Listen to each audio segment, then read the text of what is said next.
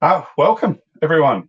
Welcome to the Great Victorian Fish Count Celebration Night of Nights. And the only reason we have called it Night of Nights is we haven't been able to think of a snappy title that goes with herring cale and kelp and everything it's associated with. So if you have any ideas while you're sitting there watching any of these talks, please send them through. I'd really appreciate some help on that front.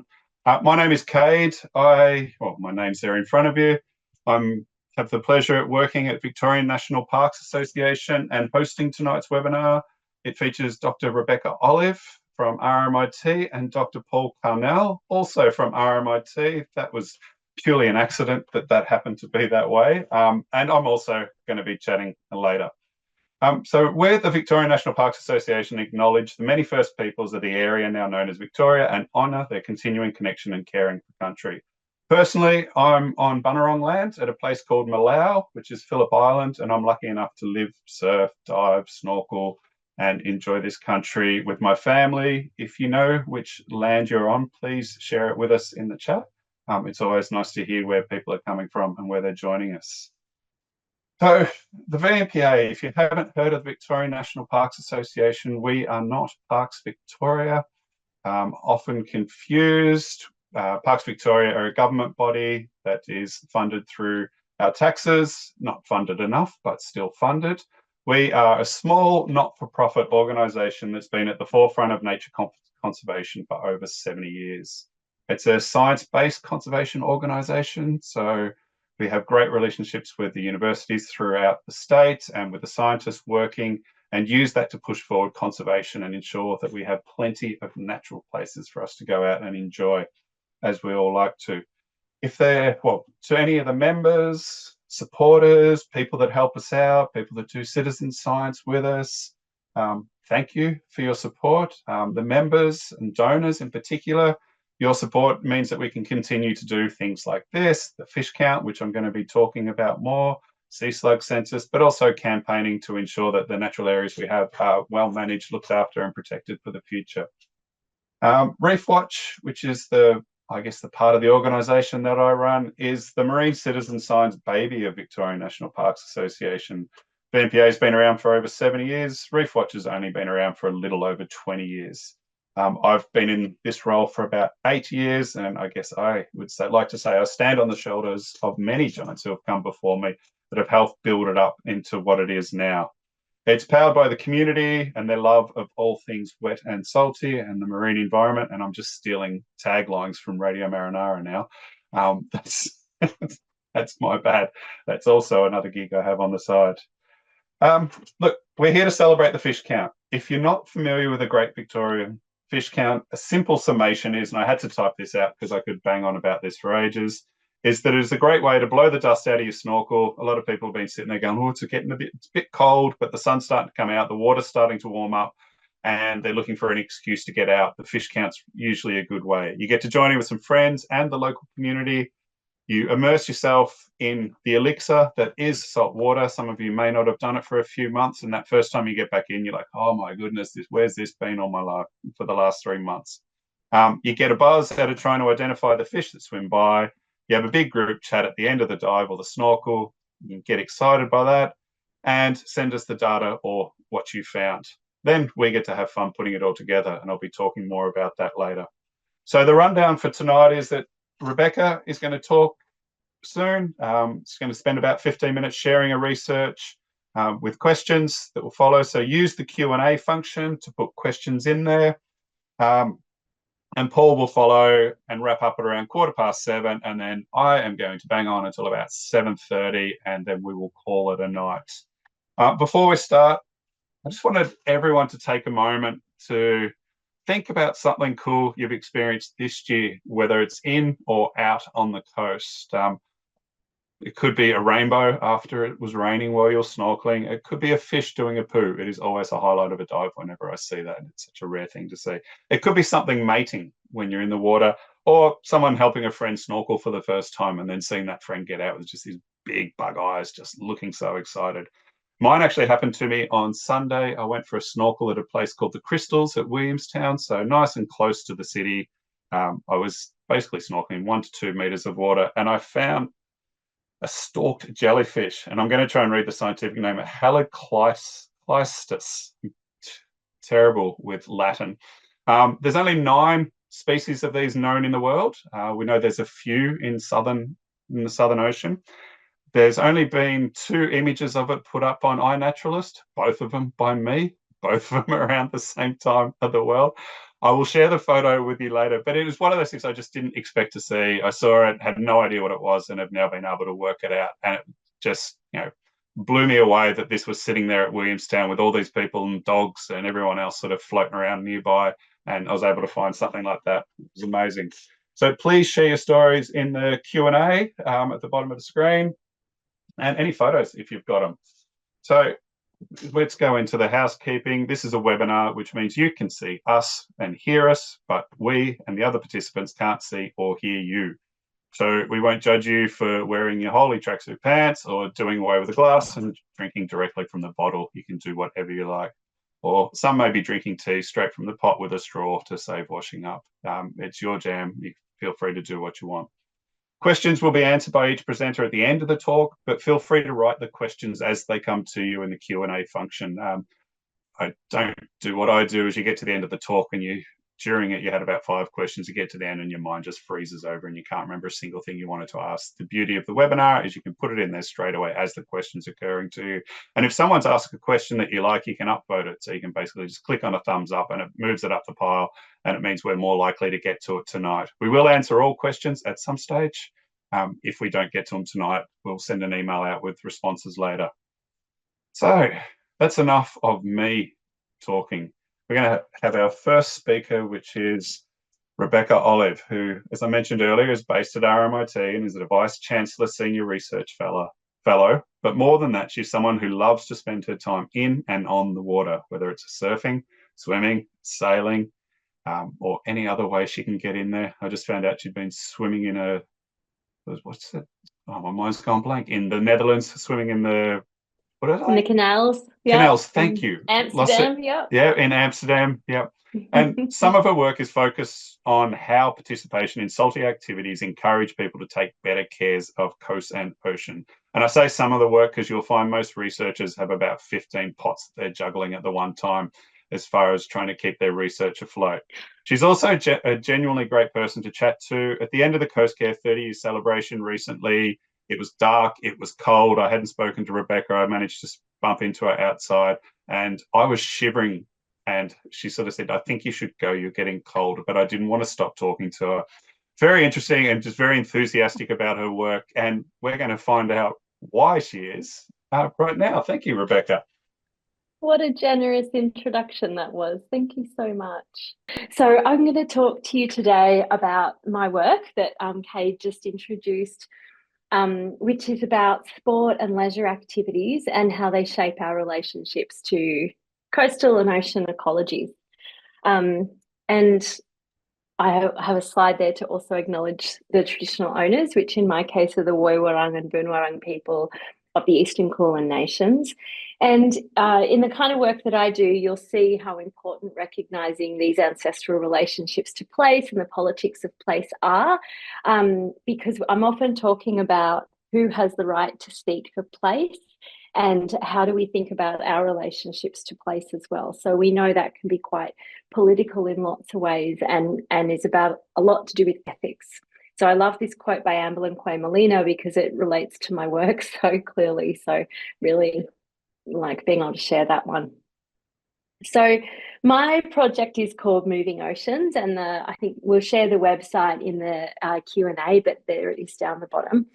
And so my questions are around how do these ocean sports and physical activities that are such a big part of so many of our lives, how do they impact the kinds of relationships that we have to coasts and oceans? And so I'm looking at the cultural politics amongst people of how we experience sport and leisure, and also the relationships we have to the non-human. So I use theories that are called more than human and non-human theories to think about animals and plants, and as you'll see, other non-living things as well. And I'll explain to you that how I do this work is ethnographic. So I do a lot of field work to learn about these experiences. So it's kind of like what Paul will talk about in a bit with science as well, getting out into the ocean to understand our relationships to it. But I want to do a little note on the word sport, because we use the word sport, and generally what often happens to people is what comes to mind is competitive, high performance, elite versions of physical activities. And that's not really what I mean at all. I'm really interested in everyday recreational kinds of forms of participation in physical activity and movement practices. And I just use the word sport because it's easier to say than the other things. But yeah, I'm really interested in people like me who are kind of, like really passionate and enthusiastic, but I mean, I'm pretty mediocre at all the sports I do. So like I'm an okay swimmer and an okay surfer and a very beginner sailor, but that doesn't mean that I don't have really important experiences in the water. And, for people who are okay swimmers and surfers, they still might do it every single day. And that's a really significant part of the population experiencing coasts and learning about them. And really, I think for most of us, that's the main way we learn about coasts and oceans is in terms of our experiences is beach walking, fishing can come under recreational physical activity, swimming and surfing and sailing and dog walking and things like that. So these movement practices. So it's what's really important in that is the relationship our body has to the place. So it's also, we talk a lot, I won't go into it in this talk, but those practices in blue spaces, you might have heard them called, are very good for our physical health. Moving is very good for us. It's good for our mental health because it gets us out of the house. We're looking at horizons. We're smelling different smells. We're in contact with different minerals, and we're having encounters with people as well. So it's also good for our social health. So when I use the word sport, I'm not talking about elite high performance sport. I'm really talking about these everyday recreational practices. And so these practices, for most of us, when we do them in our everyday life, they put us in encounter with the world. So rather than just looking at it from a distance, we're getting sand in between our toes. We're getting cut by sea urchin spines, one for Paul there. We're seeing dolphins on the bow of the boat. If you go into the boat, you can hear them clicking. When you're down there, you'll have heard that, I'm sure. What else do we do? We get tangled in seaweed. We're delighted by fish pooing, as Kate just described. So we have all these kinds of encounters in the water when we're there, and that includes being on the beach and walking. Now, I haven't got in these slides, but when we're also in encounter with things that aren't just living, we're in encounter with things like memories and histories of place. And so I'm sure you've had experiences with places. I do with my hometown. When I go to the beach that I grew up on, I'm often flooded with memories. Or when I went back to swimming in this particular location, all these memories came up about things that had happened to me there, or people I'd met, or waves I'd caught. And so we have those kinds of memories. But of course, there's histories on some of these beaches as well about segregation. This is a country that's navigating histories of colonization and the kinds of effects of colonization on different populations. New migrants will have had exclusions. Down in Cronulla with the Cronulla riots of 2004 really highlighted the kinds of exclusions that happen on the beach. So there's those kinds of memories and histories that happen. There's also technologies. When we go to the beach, we think of it as nature, but of course, we'll be getting Wi-Fi, there's bins, we'll catch boats there. In the ocean, there's internet cables all the way through, there's offshore wind turbines, there's ships. So there's a lot of technologies that we're sharing the water with. And when you're sailing, of course, you're using a lot of technologies, and you might even swim or surf with a smartwatch. So that comes in the water with us too. And then there's also the thing that, we wish wasn't there, which is pollution.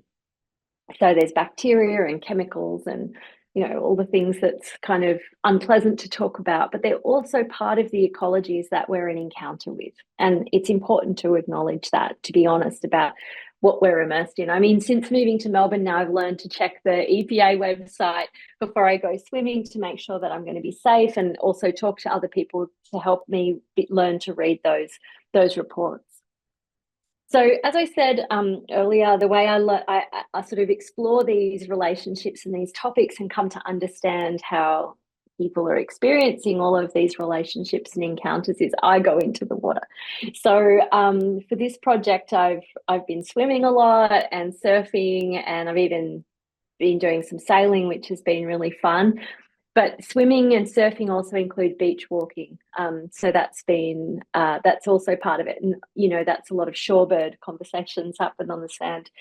And I've been in city locations and regional and rural locations in Queensland, New South Wales, Victoria, Tasmania, and Western Australia, and also some sites in the UK. So really diverse kinds of locations that I've been going and talking to people at. And of course, I learn different things from these places.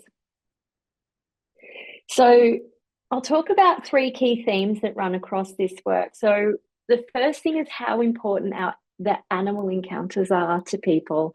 And this is such a focus for people who spend time in the ocean and at the beach.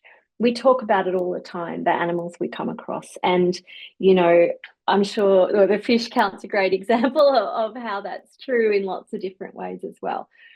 So, a delightful part of swimming is, our encounters with cuttlefish there. That's Julia Baird, who's written, about these encounters. But fish, obviously, and there's seals, that's at Bondi, I think, and sharks in that middle picture. But I've caught waves with dolphins. I've got a big scar across my arm from being stung by a gimbal, a jellyfish in Sydney. I've seen, turtles pop up next to my board. I've had so many delightful encounters that are, as you brought up, Kate, like really memorable and lovely. But of course, they're not just memorable and lovely and beautiful. They're also sometimes quite frightening. And so I'm from a place where multiple people have been killed by sharks over the years. And so the threat of being in the water and the things that can happen to us in the water are very real in those communities. And they're talked about a lot. In some communities where there were multiple deaths, so it's just down the coast from me where that happened, there's a lot of trauma and a lot of fear. And so these encounters aren't always just joyful. Sometimes they actually remind us that we're part of an ecology in the sense that we're in the food chain. And that's a pretty confronting thing to realize. But, as jellyfish, one of the effects of climate change is that there's increased jellyfish blooms, and that's got also to do with more human infrastructure in oceans as well. So jellyfish don't mind climate change so much, and they're a bit of a problem for us in lots of ways. They've shut down power plants. They scarred me. They can cause other problems in our lives. So there's encounters in the ocean that I've had a toenail ripped off from, debris that I encountered in the water. So they're not always pleasant kinds of encounters that we have, but it doesn't mean they're not meaningful and rich and part of what it means to be in encounter in an ecology. It's honest to talk about those things, as we were with pollution. And I've got the term making kin up there. That's one of the concepts I'm using to think about what we learn in the ocean about how we build relationships, and how being immersed in these schools of fish and amongst the sharks and the seals and the cuttlefish teaches us that we have relationships in the ocean that aren't just human. They're non-human, they're more than human, and that these can be quite caring relationships that we have, even when they're relationships of fear. And we see that with surfers and swimmers. So surfers, because it's often surfers who have the bites and attacks from sharks, and they'll say, oh no, it's not the shark's fault, they're just a creature who's living in the ocean. So they're thinking about this very differently, about their rights in relation to the animals that live in the ocean. And then there's the politics amongst people, which I mentioned with my acknowledgement of country. And these are important to talk about when it comes to thinking about beach and coast and ocean ecologies, because they help us understand who do we listen to the most when it comes to talking about how we should care about ecologies, what we know about them, what we know about coasts, and also who even feels comfortable accessing them. And this starts to just raise some questions, when we use beaches a lot, these questions can be quite difficult to identify, or these issues, because we love a place and we want everyone to love it too. But there are a lot of politics of place that come up. And often, one group I work with, and it's in the right-hand photo there, is Swim Sisters. They're a group of Muslim women who wanted to ocean swim and were trying to figure out how to feel safe. Again, this is in Sydney, so that's in the context of Cronulla and the politics that happened there, or the exclusions that happened there. So these women worked with the surf club to learn how to swim safely in the ocean. So there's also logistical access issues around costs. So, parking costs can be really high in some communities. Where I'm from, it's $4 an hour to park at the beach, which is wild. I think if you have a mobility issue, sand isn't your friendliest kind of material, and there's not much mobility and accessibility infrastructure at beaches for people, especially if they have mobility issues. So that's some examples of what I'm talking about when I talk about this. And when we start to think about who has a right to speak for how coasts should be developed or not, these kinds of politics are really important to keep in mind about who are we listening to and who's being left out of the conversation. I also, once I moved to a city to do my work, that taught me about localism, because I realised I wasn't welcome anymore, including in places that I had very close relationships. And I started surfing with a group of men in Brisbane who knew the coastline of Brisbane better than anyone I'd ever met. And they'd turn up places and, be hassled because they weren't local. So these politics are really important to think about. I found Victoria much softer in the localism politics that I have in New South Wales and Queensland, I've got to be honest with you. It's much more generous and welcoming here. And then the third theme that I look at, which I mentioned, is pollution, which is a really important thing for us to think about when we think about ecologies, because that, it's a key thing in terms of care. The photo there of the tyre is one I took when I was swimming in Byron Bay, and it's a really, really clean place, and a lot of people don't think about it as a polluted place, but of course there's all kinds of things going on down in that water, buried cars and this big tyre and so on. And on beaches, we all have done litter pickups on beaches. All of us will have participated in that kind of thing. But I got really interested in the water, and how when we're in the water, we are what the water is. And that's a beautiful sentiment. But it also means we're absorbing what's in the water as well. So if there are chemicals and bacteria in the water, we will take them into our skin microbiome, into our gut. We'll bring them into our body. We might swallow them. We can smell things. We can taste it. It gets in our eyes and our ears, ear infections and so on. So thinking about pollution, it's not abstract. When we're in the water a lot, when we spend time, especially immersed in water, we're really, we're absorbing it. We're immersed in it. It's part of who we are. So thinking about pollution it's a different thing, I think, when it becomes embodied in this way. And we see that in how conversations about microplastics have really changed as we talk about, well, it's in your blood, it's in your brain, it's in your sperm, in your testes. So once we think about it in our body, we seem to have had a much bigger reaction to it than when it's just out there. So I think with ocean swimmers and surfers and fishers and even walking in water, one study I saw showed that it has a really big impact when it comes to absorption of the way that pollution becomes part of our various microbiomes. So a really important topic, and one that people who use beaches all the time know a lot about. So this is Bondi, obviously, and I was there for some field work one day and saw these women going for a swim, and I mean, it's just so beautiful. So sport and leisure activities, as I've written here, they're really powerful activities through which we develop intimate, meaningful relationships to coasts and oceans and to the ecologies that they are made up of. So to the animals, to the plants, to the climates, to the waves, to the water quality, to the forms of erosion, and I mean that around sand, and I also mean it around, as you're watching trees fall, as the sand leaves, the trees are falling in to the beach. I was in Byron Bay and watched that, happening. It's also too the kinds of chemicals that become part of the water on the Gold Coast after rain, because the airport's so close to the beach. The PFAS that the firefighters use for training on those airport runways flood straight into the sea. So I think because we're immersed in it in these ways, it's very intimate in a way that's impossible to ignore, because it's in us, and it's in us for better and for worse. And I mean that literally and emotionally. But that's a really powerful thing. And people, because they experience it in such beautiful ways and intimate ways, we can really come to develop quite strong ethics of care. And so that's what we see in the kinds of activism that are escalating. This was from a slide I had for some surfers. So sorry for the focus on surfers. I don't think they're the strongest advocates. So thanks, Sylvia. But there's lots of activism around. I already mentioned the beach cleanups. Lots of people have an ethic of, if you go to the beach, you leave with a handful or a bag full of rubbish when you come away. There was the Fight for the Bite movement that was huge, along all the coast of Australia, but really started here in Victoria against offshore mining.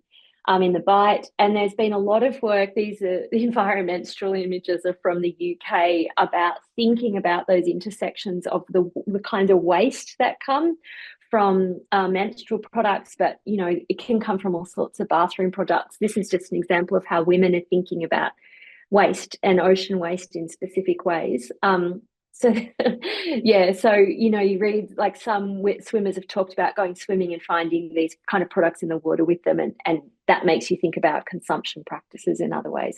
So we become quite strong advocates in for the care for oceans and coasts and for our beaches, really strongly at a local level, but also regionally, nationally, and internationally. And I'll just leave that there. That's everything from me. Fantastic. Thank you so much, Rebecca. I'm guessing everyone's sitting there reflecting upon it, and probably the pollution side of it wasn't something I'd really thought about as far as the absorption of it. Like, I understand it. I think I just detached myself from it. I understand it from a biological point of view, dealing with algae and animals, and but I don't consider myself as one of that, which I'm going to have to change my view on that. Yeah. But one of the questions I wanted to ask you, was you mentioned about people getting hurt, like that localism, and people like getting hurt around issues and things like that. Have you seen some good examples of people like having an issue with like a local environmental issue or problem, and ways that they do get heard? Like, sort of, I guess, whether it's tactics they use, or like, is it speaking to the right people? Like, no, I guess we work in a campaigning organization. We try to get heard all the time. So I guess I'm doing a bit of homework. Yeah, well, I do think the one organisation that, I'll talk about surfing a bit because I've looked at that the most. Surfride is a very well-known activist organisation around coastal care, but I would say Surfers for Climate, which is newer, they've been really, really, really activist. And so they were quite members, or the founders of Surfers for Climate were very involved in that fight for the bite, as were Surfrider people and Surf magazine editors. And they really rally. They're very good at visual culture. And they're very, very good. Surfers are very good because they're often very attractive. So I think they know how to find their light, But also it's kind of an activity that photographs quite well. So those images of people sitting on surfboards and holding signs, that's powerful stuff. And you see that image now could be from kind of anywhere around the world, really. Surfers are very good at having developed a kind of iconography of activism. So the surfboard in the air and that kind of thing. And I think because they present themselves from the water, they really show themselves as people kind of who are immersed in these problems. And therefore they do have they can become an authority about this. So they've been really good, but not only have they done that kind of like in the water activism and on social media, they've also really lobbied any politician. So they've really put aside, they're not apolitical as people, but they are apolitical as an organisation, and they just want really positive change for the ocean. And so they will talk to anyone at any level of government about this. And it's been pretty effective because, again, a lot of politicians seem to enjoy being photographed with surfers and doing shuckers and wearing little hats and stuff.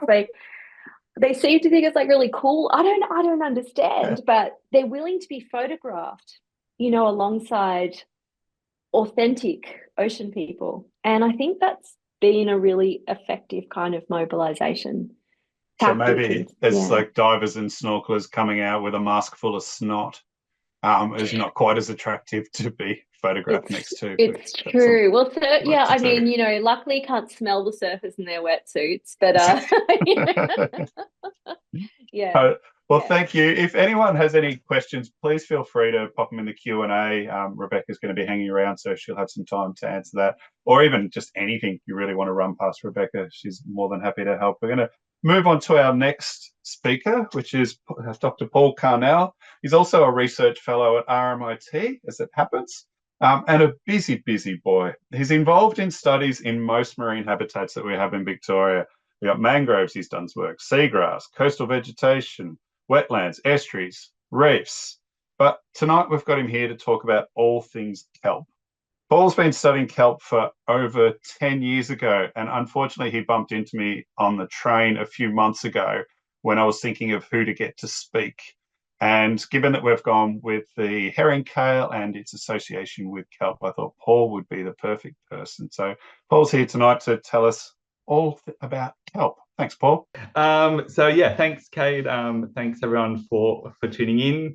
Here to talk about kelp in Victoria and in Port Phillip Bay, but also more broadly. And yes, I've just recently moved to RMIT. In the city, and enjoying being back in the city after being down Queenscliff way for the last 6 years or so. Just wanted to start by acknowledging the traditional owners of the country on which I am, and it's great to see a bunch of other people mentioning where they are. So I'm on Wadawurrung country here in Naarm in Melbourne, and pay our respects to elders past, present, emerging, and any traditional owners that might be joining us today. So yes, my assignment was to talk about kelp, and yes, you're right. I do work on a lot of different things, mangroves and seagrass and salt marshes and other things.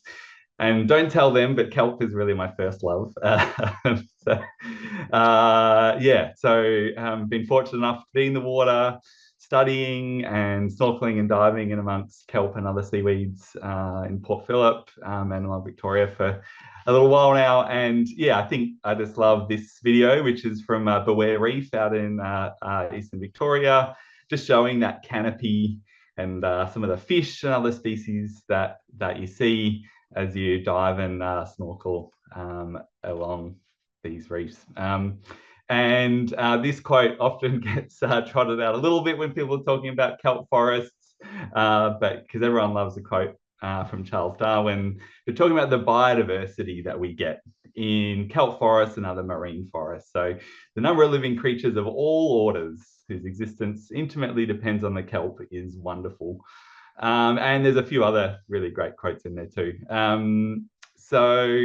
They're truly amazing places, whether it be things like this ray here. We get these cute little leather jackets, and even some like little mysid shrimp or something in there that they're probably feeding on. You can kind of see in there a little bit. And then we get into some of the little fish. Here's some little guys in there. And then here's my sea slug census. A little program. We get amazing nudibranchs in amongst these kelp forests as well. There's also a little sea star leg as well, and cute little arms waving around there. So they're really biodiverse ecosystems. So it's not just the kelp. I say I'm here to talk about kelp, but really it's the kelp forest ecosystems and everything else that's in it. Now this, I have to admit, this isn't a photo from Victoria, but there's also some really iconic species that we get in these kelp forests as well. So things like gropers, and if anyone has read the book or has seen the movie Blueback, it's a very iconic species. So a whole movie based about it, and thinking Rebecca about that kind of kinship of different species. That's a really nice example. And then we get things like Victoria's marine emblem, like the weedy sea dragon. Again, love hanging out in kelp forests as well as with other seaweeds and seagrasses as well. So yeah, there's a lot of diversity.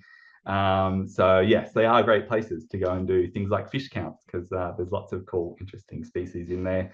But yeah, you also get sponges, a whole lot of other really diverse seaweed and algae assemblages. You can see here under the canopy, there's a bunch of other different seaweeds kind of living underneath the kelp forest as well. So yeah, there's a lot of things going on. Now, as well as diversity in terms of the animals and some of those other plants, there's also different types of kelp forests, which is worth mentioning. So there we have the giant kelp forests, which were the ones that Darwin was talking about, which is the macrocystis ones. So these nice, massive, big canopies. You get them in California and South America. Unfortunately, less and less here in Victoria and Tasmania, which we'll kind of touch on. But really amazing kelp forests, so really tall. We also have a species like crayweed, which technically isn't a kelp. So that's the first caveat to say, because so kelps are generally really thick and leathery. So you really notice them when you're on the beach. But I do put crayweed in there because it's such an important habitat former, particularly here in Victoria and New South Wales and Tasmania. There is also a little hiding kelp back in there as well, which is the bull kelp, Derbilia. That's the one they harvest in King Island. That's the really big, thick, heavy one. It's really amazing, generally in the shallower areas, like you can see in this photo. And then finally, last but not least, we have the golden kelp, Aclonia, which really stretches kind of east to west, New South Wales to Western Australia, Tasmania. It's sometimes called the common kelp because it really is quite common. And it forms these amazing kind of smaller beds of kelp that we particularly see here in Port Phillip. But then we also get a range of other seaweeds, like you can see in this image. You got some green caloepas, some other Acrocarpia brown seaweeds in there as well. So you get these really mixed assemblages and lots of different things going on. So yes, really biodiverse. There's a lot of different things going on, and that's driving the productivity of these systems and why you get everything else being there. Now, one of the big things I wanted to focus on tonight was kind of ecosystem services, or the diverse values that we get from kelp forests. And so ecosystem services is the idea as well as that these ecosystems exist in their own right, but they are also doing things for us, for people. And here we've just listed just a few of them, but a few of the ones which we focus on. So all the different ways that kelp contribute to us and to society and to the economy. And so we've done a bit of work actually trying to put numbers around some of these things. So it's one thing just to say, kelp's important for water purification or for fisheries. Then the next question is, well, how much? And so we've really tried to focus on these handful of ecosystem services to actually start to put some numbers and then some dollar values on this as well to really drive the appreciation. So I think a lot of us that are joining here on this call tonight, we love and appreciate these ecosystems in their own right, but often when we're making the argument to government, to businesses, why they should invest in these systems, they sometimes need that business case and that other bit of information to go alongside it. So I guess we've been working really hard to try and bring that information to them. And of course, it is worth saying actually that biodiversity and kind of biodiversity market and credits is also becoming a much bigger thing nationally, but also internationally. So yes, which is another interesting area. So the main bit of work I really wanted to highlight tonight was this paper. So you can go out, you can read it. It's in the scientific literature, so everything I'm saying isn't fake news. So yes, that's it there. We can also give the link afterwards as well. So yeah, it came out just last year, and yeah, a host of people from kind of all over the world who basically teamed together to bring together data on fisheries, on a bunch of these ecosystem services. And so here I've blocked out the values for some of the other kelp species. But this is looking at the fisheries value of kelp forests. And it's measured in kilograms of fish biomass per hectare per year. So that's how much is being produced in a hectare each year. And the different colours are different regions. But the main thing to really focus on is the average for, say, Aclonia, which is our common kelp, across some of these regions is 2,000, about almost 2,400 kilos of fisheries biomass produced in a hectare of these kelp forests each year, which is amazing. And if you put a dollar value on that in terms of the fisheries, so people going and buying fish, it's about $28,000 worth each year. And one of the really interesting things that came out of it actually is, so that we talk about fish and fisheries, but actually the really valuable fisheries, I think like what many of us would know, particularly here in Victoria, are things like crayfish, rock lobster, but also abalone. So there's actually a lot of the invertebrates coming out as the really highly valuable species that we're contributing to a lot of this. It's only really much further down that we start getting, say, some of the fish coming in as being really valuable. So yeah, those rock lobster fisheries, those abalone fisheries are really important in terms of that fishery contribution from kelp. So then the other one that we looked at, and there's a lot of numbers and figures on here, but the other bits that we looked at was the carbon sequestration value, and then the water quality purification. So looking at things like nitrogen, which is what, say, comes from our poo and from other sources, and then phosphorus, which is generally from a lot of agriculture and things like that. So the ability of these kelps to actually draw down these different chemicals. Obviously, we know carbon's a big issue in our atmosphere, and there's a focus on things like carbon credits. So we can look at the value that kelps provide by storing this carbon, or also sucking up these nutrients from the water. And so from these values, yeah, again, we get around $36,000 a year in terms of the services that Aclonia is providing. And so when we looked at this kind of globally, the numbers really stack up and are really quite astounding. So we get a value between kind of $64,000 to almost $150,000 per hectare per year just from these values alone. And here in kind of Southern Australia, that's around $75,000 per hectare per year.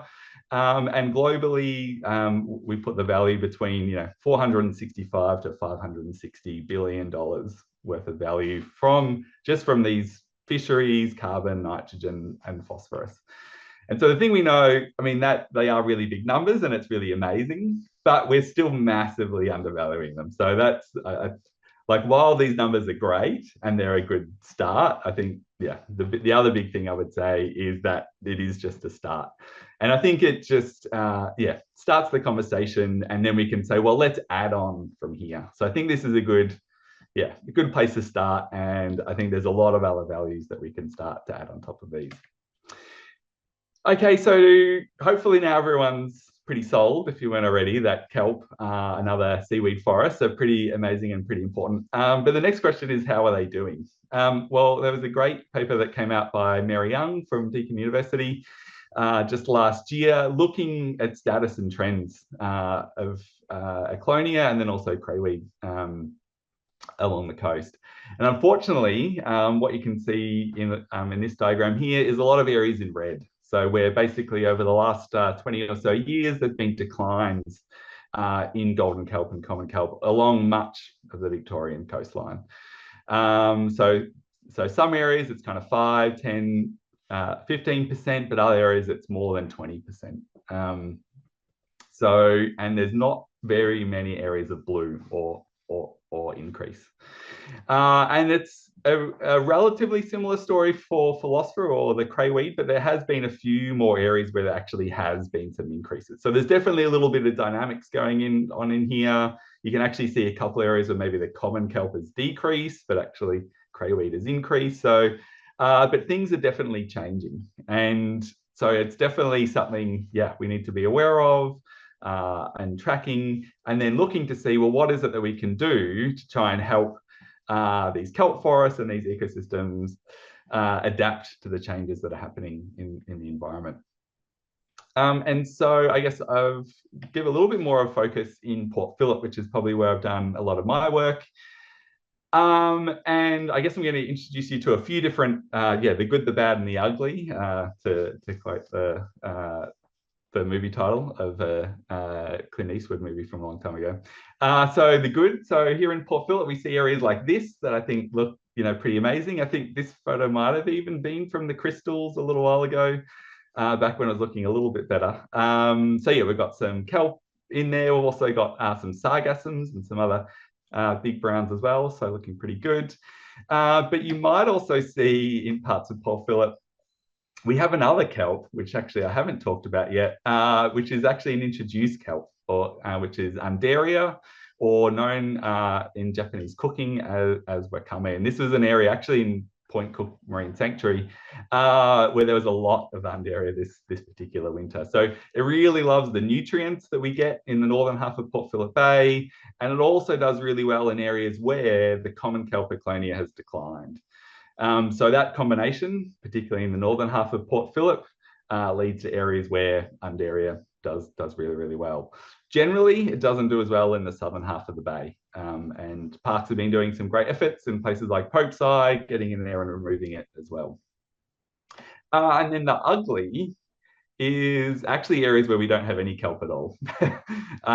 Where in these particular cases, sea urchins have come in, overgrazed the kelp and all the other seaweeds, and we're left with areas like this that used to be healthy kelp and seaweed assemblages, and now pretty much bare rock, with a little bit of encrusting coralline algae and a few other sessile invertebrates and things. So we see this kind of bit of a diversity, but generally, yeah, quite a few reefs in the bay that aren't in such great condition. Now, I don't have the time quite tonight to go into the background of the urchin story. We did a public talk on this last year, actually, that you can look up a little bit more of the history of that, but also happy to answer any questions about this issue in the bay as well.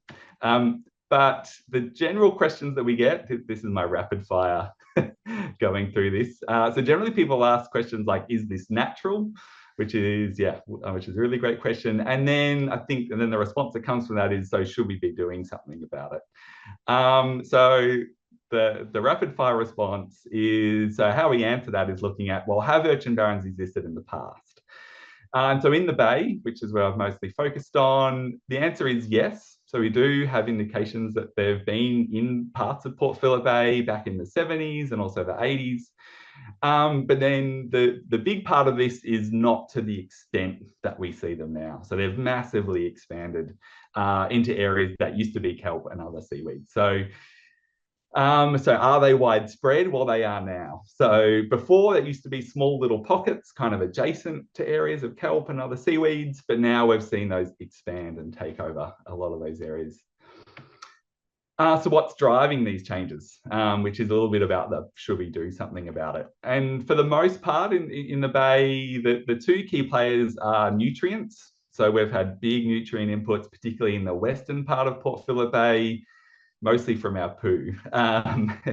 And we know, as humans, we do two things in the food chain. We either fish out the top predators, and we know the kind of impacts that can have, and that has impacts going down the ecosystem, but also we can drive changes from the bottom up, quite literally. So if we're putting poo and nutrients in there, we're driving changes into the kelp and seaweeds, and then that changes what the urchins and so the herbivores and all those other things are doing. So we're seeing a lot of impact from those nutrient inputs over time.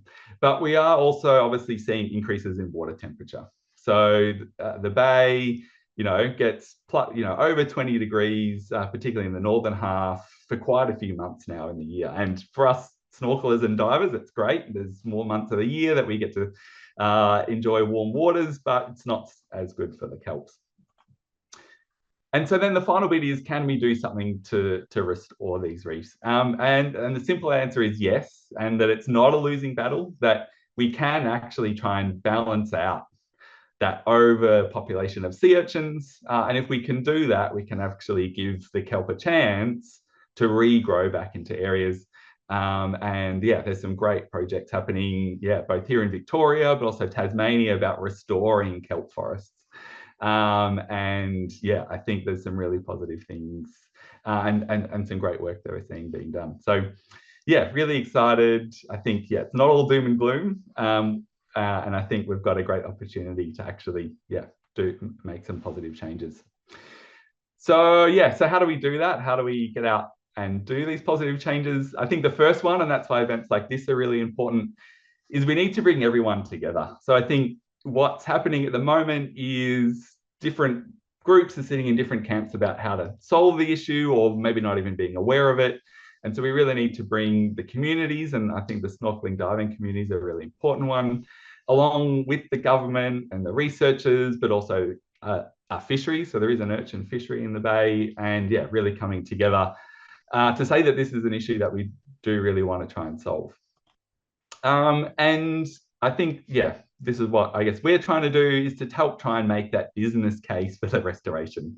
And I think layering in the kinds of things that Rebecca was talking about as well, the things that are harder to put a dollar value on, but are absolutely really important values on top of the other things that we can. And as a whole, those should actually be really, really interesting projects that government and other industries would want to invest in. So yeah, hopefully tonight you've learned biodiversity hotspots, really valuable, but also valuable in their own right. They are under threat, but we can do something about it. So yeah, thanks everyone.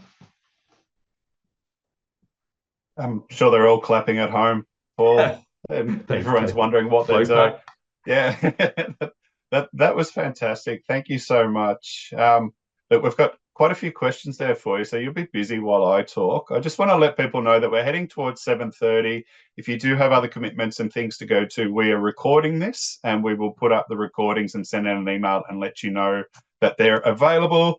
So if you really want to listen to me talk about Herring Cale, but you need to go, you'll be able to listen to it later. If you're able to stick around, that's great. I'm just going to focus on one question for you, Paul, and we can have a bit of a chat afterwards.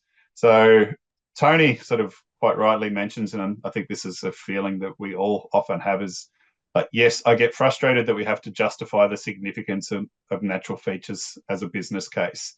I mean, nature is so important in its own right. And she's very glad that you're doing the hard work for us on this front. I think we all feel that, but I wanted to follow that with Simran, who was asking, what do you think the future of investment looks like for kelp forests?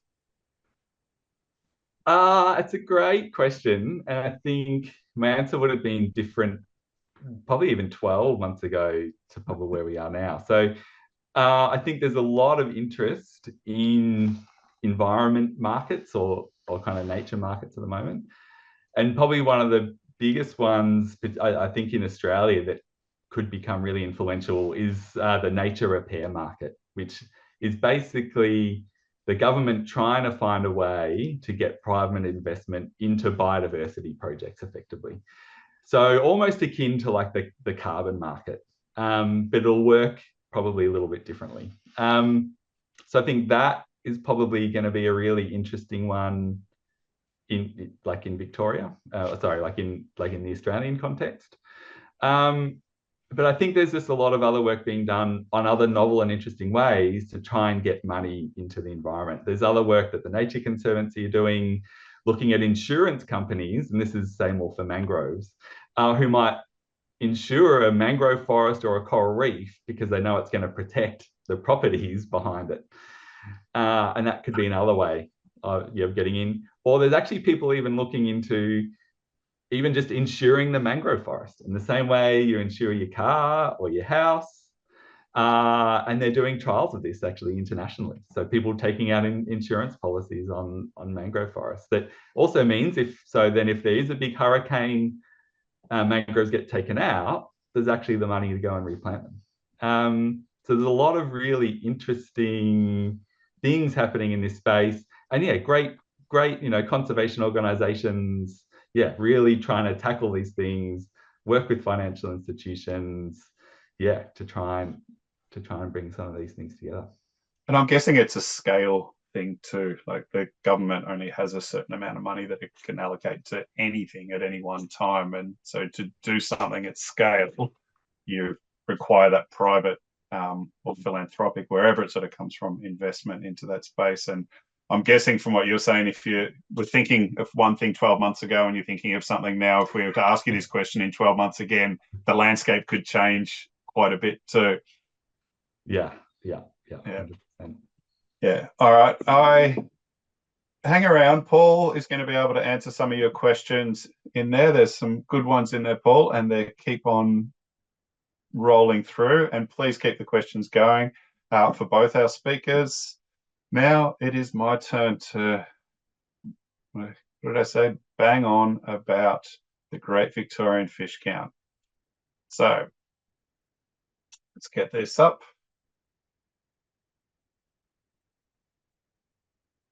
All right, here we go. So it's quite disconcerting. I can't see myself. We are here basically it's in preparation for the Great Victorian Fish Count for this year. It kicks off on the, should get it right, the 16th of November, which is a Saturday, and runs through to the 15th of December. For those who have never done one before, it's great. You get a free t-shirt. It is also has many other benefits, which I will get stuck into. The thing to look at in this slide is, see this kid here trying to work out what fish he's seen. That's what you spend a fair bit of your time doing. And I'm not sure what you're like as a person, but when it comes to birds, I have this sort of bird blindness where a bird is just a bird. And like I know an owl is different from a blackbird or a kookaburra, but when it comes to like brown birds that migrate for tens of thousands of miles and have these amazing stories and end up on our salt marshes and mangroves, they just look like brown birds to me. And I think a lot of people have this feeling when it comes to fish too. It can be quite overwhelming, particularly if you're new to it. You jump in the water and you're like, oh my God, there's a fish, there's a fish, there's a fish, there's a fish. What? They're fish. I don't have the brain space or the capacity to try and work out what they are. This is a really good way to get yourself involved. And for those that have been doing it for a long time, it's a really good way to find something new, because there's the fish that you know, but then every time you're out there, you'll be finding new fish. So the way it works is you have that slate, which I showed you and shared with you, the kid was holding up. And I don't want you to count every fish. Well, we don't want you to count every fish. These are the ones that we're looking at. So this was set up over 20 years ago, 22 years ago, this was set up. It was actually set up by Mark Norman, who's now the chief scientist for Parks Victoria. And I asked him why he selected these fish. And he's like, okay, that was 22 years ago. Come on. Like, but he did say that they're the ones that are often overlooked. So when it comes to what we know about a lot of things, if we eat it, we know a lot about it. If it's worth money, we know a lot about it. If it's pretty, we know a tiny bit more about, like we know a little bit more than nothing about it. If it's just there, particularly in the marine environment, we often don't know too much about some of these species. So I think the idea was to collect information on these species that are often overlooked. And by having, I guess, a target list, one of the great things that comes out of this is not only, yes, this species was present, but also the idea of data around, we looked for this species, but we couldn't find it at this location, so it wasn't present. And that's something that's really hard to come by often when you're involving the community in collecting data for you. Everyone's happy to tell you what they saw, but it's really difficult to get people to say, no, we didn't see it. So the fish count's quite unique in that way. It provides a lot of data around the absence of things. One of the simple things we do is just collect some simple stats, and this is all based on last year's Great Victorian Fish Count, so for 2023. And for the first time ever, the snorkelers outnumbered the scuba divers. This has traditionally been something run by a lot of the dive stores, but also friends of groups, and it's always been the scuba divers getting out there a lot more often. And we had noticed this gradual creep in snorkelers, and no, it's not fake news, Paul, but it's not based on solid fact. But COVID made quite a difference during those times. A lot of people that perhaps didn't get out into the water discovered that within their 5K bubble, they had this big body of water that they hadn't previously used, and they'd used up all the other 5Ks. And they're like, oh, look, I'm going to get out here. I'm going to go and do something. And we had noticed a lot more people starting to snorkel, and it's now a few years on from that. And I think quite a few of these people have stuck with it, and there's quite a few groups around the bay in particular that are out there getting into the water all the time and making the most of it. It's been, as Rebecca knows, with these things, it can be quite life-changing when people sort of make that transition from looking at the water, walking on the beach and being a part of it through that to actually submerging yourself in the environment. It can make quite a difference. So I think we're seeing that sort of come through. One of the other things we do is we look at whether the surveys have been done inside or outside protected areas. This year, from a percentage point of view, there were less surveys done in a protected area, but as from a number point of view, it was much the same. So the marine parks are sort of highly utilised by the snorkeling and recreational community. It sort of shows their importance. I'm sure we could put a dollar value on it if we needed to, but yeah, we just unfortunately we don't have the resources at the moment, and hopefully we don't need to. So again, we collect some basic information on just sort of, it helps paint a picture of where people are interested in going. It helps paint a picture of where people are spending their time. So as you can see, large rocky reef, and I think the reason we don't have many surveys done with large rocky reef, which is sort of reef of over 2 meters, is it's often quite difficult to get to. It's sort of, it's open coast, it's in exposed water, and often requires a boat. So I think that's more of the opportunity rather than the lack of willingness. There's the photo there from Phil Watson, which is taken at Wilson's Prom. And when you come into places like that, you're just overawed by the sheer size of what you're seeing, and it's got a beautiful philosopher bed on it.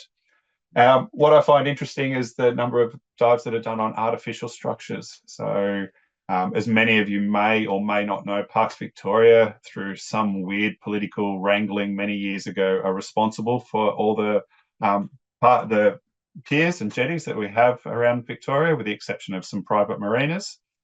And they're reaching the end of their useful life. And so there's been some hesitancy around sort of restoring some of these, or looking at the function of these and do they need to stay. But from a diving point of view, they're a critical resource for people to be able to access these coastal environments that are often quite different. It's one thing to go snorkeling out on a shallow reef, but you can go snorkeling on a pier and you can see sponges and life that you would generally find in deeper water. But because of the unique structure of the pier and the lack of light in there, you find these creatures that usually live in deeper water sort of occurring closer to the surface. So it's a really good way to expose people to multiple environments in different habitats. And then we just look at the type of cover. So interestingly, we've got sort of about 50% of the dives are done where there's kelp. We have this data over many years, so it's one of the things we can look at and track to see whether there has been changes in it. And what we end up doing, I'll explain later, but we sort of utilize this more as the canary in the coal mine with the data. So this is sort of sending a bit of a signal, like, should we investigate this further? And then we have people such as Paul, and we have people out there collecting this information at a different intensity and different frequency and in a more scientifically rigorous manner that can actually help sort of work these pictures out.